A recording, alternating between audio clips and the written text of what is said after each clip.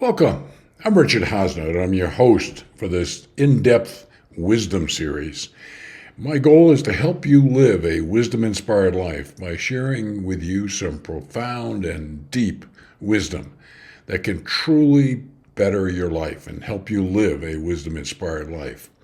The source of all the wisdom in this series comes from Paramahansa Yogananda, a God-realized enlightened avatar who founded the Self-Realization Fellowship and left us with a wealth of wisdom in books and teachings. Check him out on the Self-Realization Fellowship.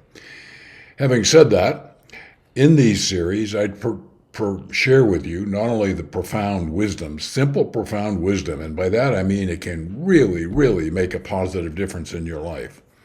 But I go beyond just sharing it with you by sharing the benefits of that wisdom and how you can develop more of this wisdom attribute in your life. In this episode, I cover a piece of wisdom from Paramahansa Yogananda that will be challenging for most of you watching this. It is still a challenge for me, although I'm well on my way to it.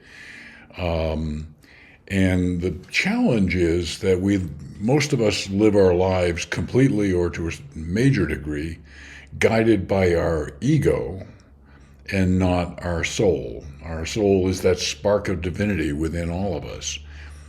And when we live a life fully guided by our soul, we have complete faith in God.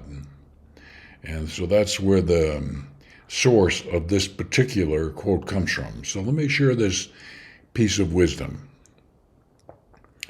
So long as we believe in our heart of hearts that our capacity is limited and we grow anxious and unhappy, we are lacking in faith. Think about that. One who truly trusts God has no right to be anxious about anything. Okay? So long as we believe in our heart of hearts that our capacity is limited, and I think many, if not most of us, think we are limited to some degree.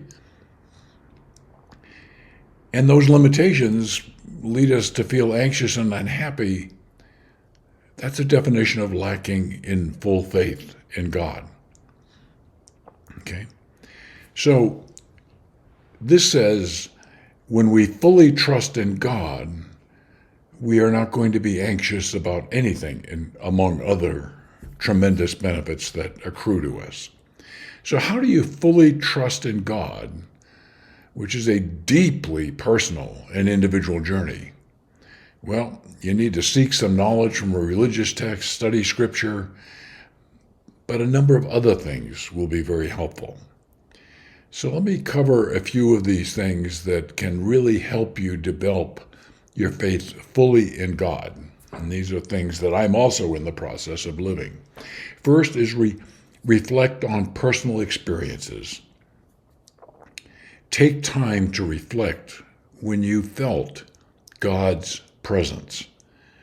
Now, for most of us, that's not an everyday experience, so there's not like 100 of these experiences that you can reflect on. But there inevitably is an experience, however brief or however extended, where we have felt God's presence in our life and God has answered our prayers. Okay? Reflect on those personal experiences and draw nourishment that you want more of that. Okay? You know it can happen. You just want to develop more of it. The second thing you can do is part of a basic spiritual practice, prayer and meditate. God hears our prayers when they are passionate, intense. We're really speaking, wanting to connect with God. Weak prayers like weak radio signals don't go too far. Third, this is where it gets challenging. Surrender control. Trusting in God requires letting go of the need to control every aspect of our life. Woo. That's what the ego wants to do. Recognize that God has a greater understanding and wisdom, and surrender your worries and fears to Him. Okay? Requires letting go of the need to control every aspect of life. Next, develop a personal relationship. Participating in religious practice, spiritual practices, those things. Finding quiet moments of personal reflection and communion with God, where you're present and feeling His presence. Next, surround yourself with a supportive community, people who have kindred hearts, who have similar experiences, similar desires. We can reinforce each other. Next is practice gratitude, especially gratitude for acknowledging and appreciating God's blessings in our life. It's an important step. Embrace uncertainty. Uncertainty from an ego perspective, okay? Trusting in God doesn't mean that life will always be smooth. That's not what it's about. Or that you'll have all the answers. Embrace the uncertainty and challenges that come your way, knowing that God is with you in every circumstance. Now, this is a very comprehensive list of things that you can do to develop your full faith and trust and guidance from God.